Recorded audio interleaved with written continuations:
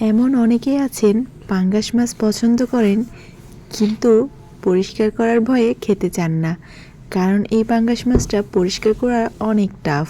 তো আজকে সকালবেলা দুইটা বড় বড় পাঙ্গাস মাছ আনা হয়েছে আমাদের বাসায়। আর এই দুইটা পাঙ্গাস নদী, এরকম তাজা টাটকা নদীর পাঙ্গাস খেতে কিন্তু অনেক টেস্ট, যারা খেয়েছেন তারাই শুধু জানেন। আর এই মাছগুলো কিন্তু দেখতে খুবই সুন্দর ছিল। চাষের মাছ কিন্তু এত সুন্দর হয় না দেখতে। হাতের কাছে যদি ডুমুর গাছ থাকে তাহলে ডুমুর গাছের পাতা দিয়ে এইভাবে ঘষে নেবেন, আর অবশ্যই ট্যাপটা ছেড়ে নেবেন। আর না থাকলেও কোনো সমস্যা নেই, আমরা যে স্টিলের বা তারের মাজুনিগুলো দিয়ে প্লেট মাজি, ওই মাজুনিগুলো দিয়ে এইভাবে ট্যাপটা ছেড়ে নিয়ে শুধু অবিরত ঘষতে থাকবেন ধীরে ধীরে।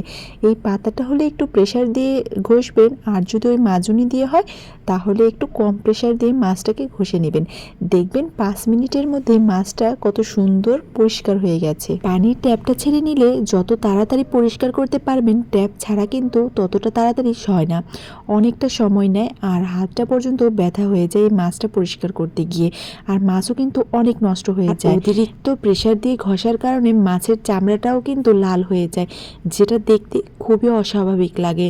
সো এইভাবে একবার ট্যাপ ছেড়ে আপনারা ট্রাই করে দেখবেন, ইনশাল্লাহ আপনারা খুব তাড়াতাড়ি এই মাছটা পরিষ্কার করে নিতে পারবেন। যেহেতু ছোট বাচ্চাদের এই মাছটা খুব পছন্দের, আর তাই এই মাছটা প্রত্যেকের বাসায় আনা হয়, কারণ ছোট বাচ্চা সবার বাসায় আছে।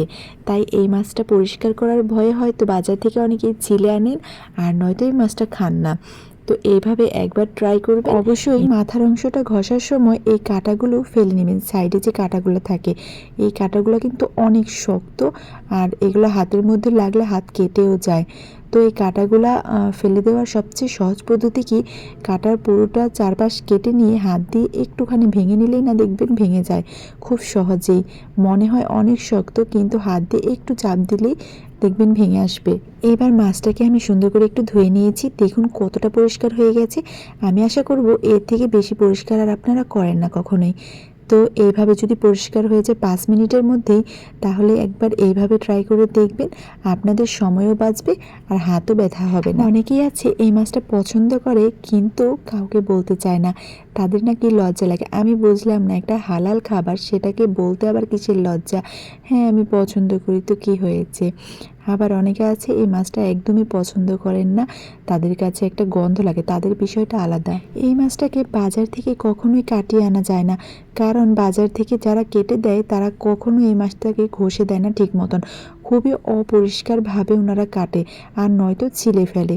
সো এই মাছটাকে যেহেতু বাসায় এনেই কাটা হয়, তাই ভাবলাম যে একটু ভিডিও করে আপনাদেরকে দেখিয়ে দিই কত সহজে আমরা এটাকে পরিষ্কার করে নিই। এই মাছের কাঁটাগুলো অনেক শক্ত হওয়ার কারণে কাটতে অনেক কষ্ট হয়, কিন্তু আপনি যদি বুঝে যান এই মাছের কাঁটাগুলা ঠিক কোন দিক থেকে প্রেসার দিতে হবে কাটার জন্য, তাহলে কিন্তু এই মাছটা কাটা খুবই ইজি হয়ে যাবে আপনার জন্য। আমি একটা টিপস শিখিয়ে দিচ্ছি, এই মাছের কাঁটাগুলো বা এই মাছটা কাটার সময় আপনারা কি করবেন, হাত দিয়ে একটুখানি চাপ দিয়ে ভেঙে নেবেন।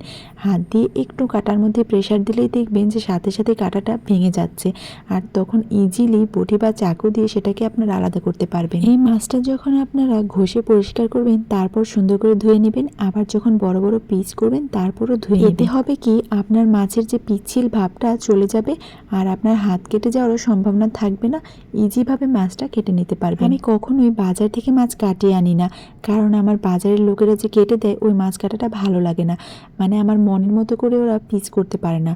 সো আমি নিজে এইভাবে কাটি, যতটা কষ্ট হোক, তারপর নিজের কাজ নিজে করতে বেশি ভালো লাগে। নিজের কাজ নিজে করার মধ্যে আলাদা একটা শান্তি আছে। কে কে আমার মতো নিজের কাজ নিজে করতে বেশি পছন্দ করেন? হেল্পিং হ্যান্ডের কাজও আমার তেমন একটা ভালো লাগে না, কেন যেন আমার তাদের কাজও পছন্দ হয় না। যতক্ষণ না আমি ওই কাজটা নিজের হাতে করতে পারবো ততক্ষণ আমার মনে ভরে না, মনে হয় যে নিজের কাজ নিজেই করে নিই যত কষ্টই হোক। এই মাছগুলো কাটা হয়ে গেলে লবণ দিয়ে শুধু 2-3 বার ধুয়ে নিলেই হয়ে যাবে, কারণ এই মাছটা পরিষ্কার হয়ে গেছে, এটাতে আর ঘষা মাজা করার কিছুই নেই। অনেকেই আছেন এই মাছটা একটু বেশি দিন যদি ফ্রিজে রাখেন তাহলে খেতে পারেন না, তাদের জন্য একটা টিপস বলবো যে আপনারা একটা লেবু পাতলা করে কেটে কেটে প্রতিটা মাছের ওপরে দিয়ে দিবেন, তাহলে দেখবেন যে মাছগুলো অনেক দিন পর্যন্ত ফ্রেশ থাকবে আর রান্না করলে গন্ধ লাগবে না। সবচেয়ে ভালো হয় একটু বড় বড় পিস করেই ফ্রিজে রেখে দেবেন বক্সে, তাহলে যখন রান্না করবেন তখন বের করে কেটে তারপরে রান্না করবেন, তখন দেখবেন মাছটা একদম ফ্রেশ থাকে। আমি সবসময়ই ফ্রিজে মাছ একটু বড় পিস করেই রাখি, তাহলে কি হয় পরবর্তীতে ওই মাছটা পিস করলে না অনেক মজা লাগে খেতে, মনে হয় যে টাটকা মাছটাই খাচ্ছি।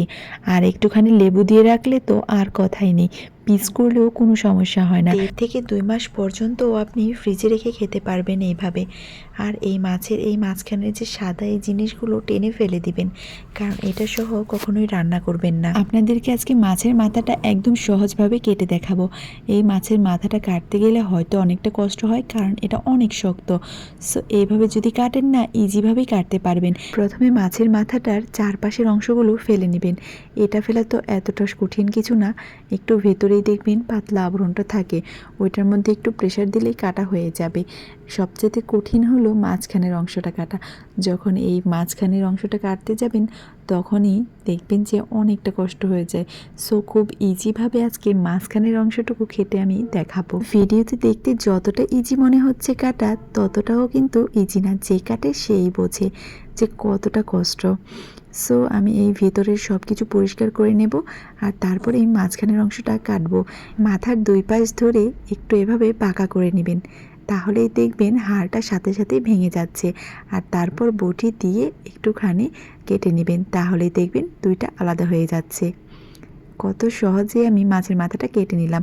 হয়তো অনেকে এই মাছের এই অংশটুকু কাটতে গিয়ে অনেকবার বটিতে ঘষাঘষি করতে থাকে, কিন্তু কোনোভাবেই কাটা যায় না। আমিও প্রথমে এভাবেই কাটতাম। এবার মাছগুলোকে সুন্দর করে লবণ দিয়ে একটু ধুয়ে নিতে হবে, 2-3 বার লবণ দিলে এনাফ, এর বেশি দেওয়ার আর প্রয়োজন নেই। সো ভালো থাকবেন সবাই, সুস্থ থাকবেন। আজকের মতো এখানেই বিদায় নিচ্ছি। আসসালামু আলাইকুম।